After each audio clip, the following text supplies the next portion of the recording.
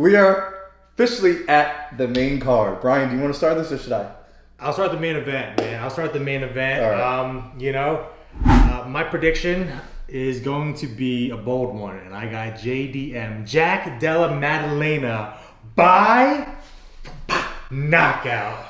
All right, listen. All right, bold take. That is a bold take. But listen, all right. JDM's been working with the legendary Craig Jones, who is a legendary grappler that also trained with Volk for his fights against Islam.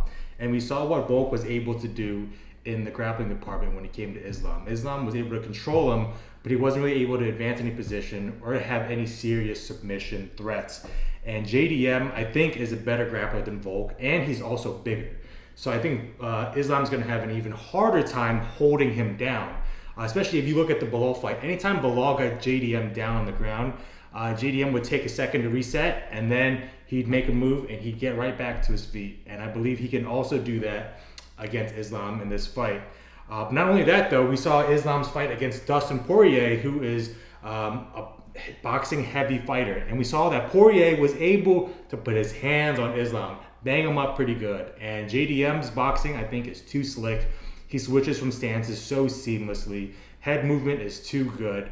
And I think he's going to be able to outstrike Islam. Because Islam, he's going to come with the hands, but I think JDM's just more refined with his boxing. If you also look at the size differences, I think Islam mentioned earlier that he actually had trouble putting on size for this fight. And moving up from 155 to 170 is a big jump. You're looking at a 15-pound jump.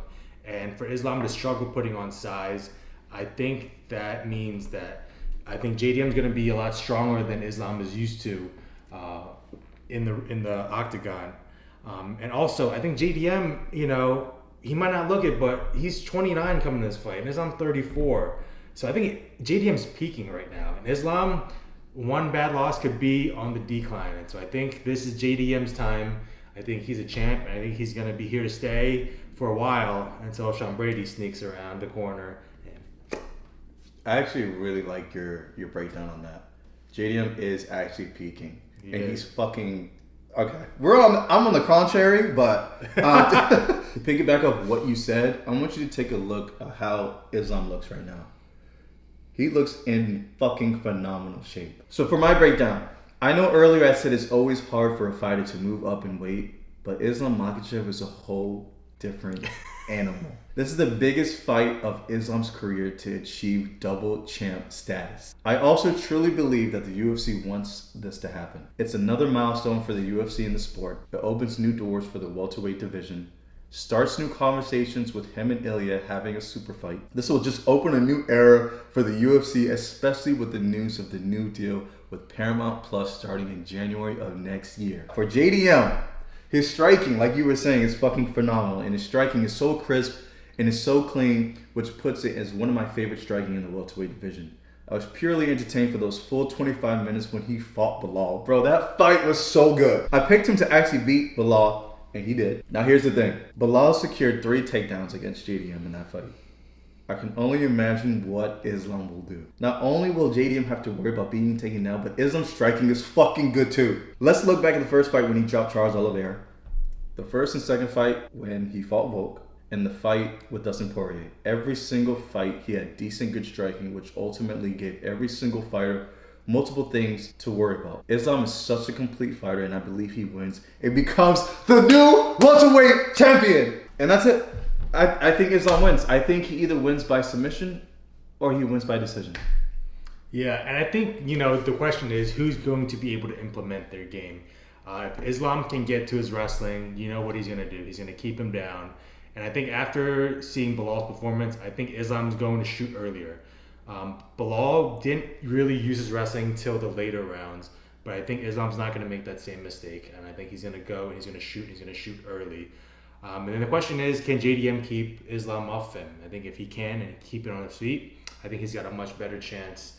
But if he is on his back and Islam tires him out, it might be a bad day for him. So, okay. Yeah. How I think the fight is going to play out between Islam and JDM, I think the first round is, I don't think Islam is going to shoot for a takedown. I think it's just going to go back and forth with them striking. Round number 2, when that starts, Islam is going to spam takedowns. He's going to spam takedowns in round number 2. He's going to spam takedowns in round number 3 to the point where JDM gets extremely exhausted and tired. And I think he looks for a submission in rounds 4, round 5. If he can't find the submission, then I think he wins by decision. I think that's how the fight plays out. Yeah, because I think the difference between Islam and Khabib was I think Islam was more willing to strike than Khabib. Khabib, off top, he was willing to, he was going to shoot, and you knew what he was going to do. I think if you look at Islam's fight, even against Moicano, late notice replacement, comes in, ate a good shot, and then he shoots, but he was willing to stand and bang. Even against Dustin, who he knew was a good boxer, Islam wanted to prove himself in his striking, and he stood there and banged with him until, he capitalized on the takedown. And I think Islam, if he comes into that with that same mentality, he might get tagged early. It might be a bad day for him. So we'll see how early he shoots, but I expect, a shot at some point. Okay. And to piggyback on what you said about Khabib's striking was pretty god-awful. There was this one part in a certain round when he was fighting McGregor. I think he was kind of like flailing his arms back and forth. It was pretty bad. But Islam striking compared to Khabib striking is on a whole nother level, and it's going to give JDM multiple things to think about, especially with the level changing. Yeah, it's for sure. Yeah.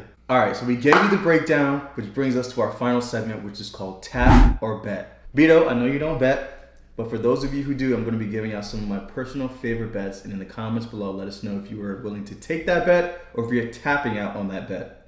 Side note, our breakdown earlier in the video are not bets. They were just our predictions and picks. All right, my 2-leg parlay for this card. For the first leg, give me Islam Makhachev by submission or points. I know we had a disagreement.